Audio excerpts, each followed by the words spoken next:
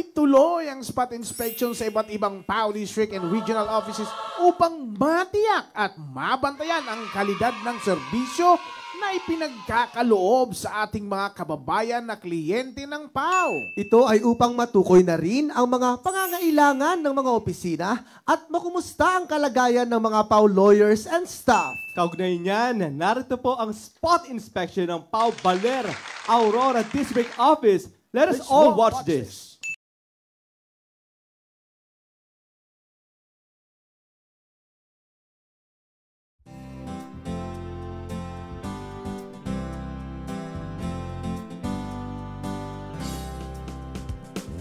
Buhay mo ay alay sa bayan.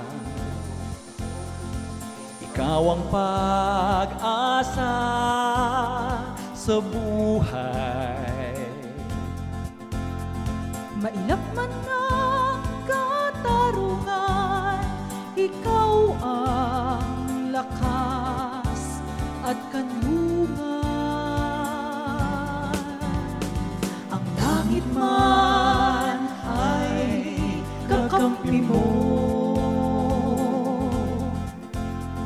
gaano man hanggang.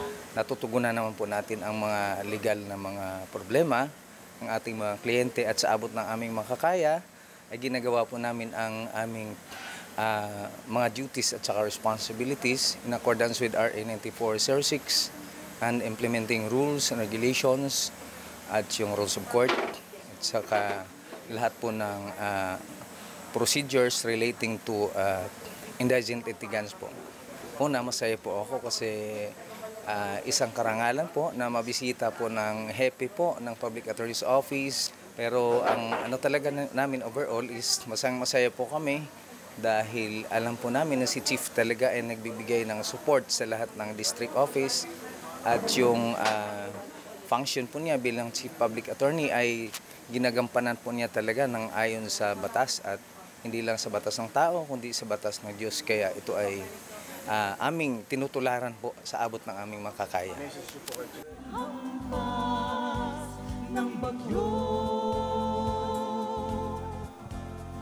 di uurong upang matamo, misyon ng buhay para sa'yo.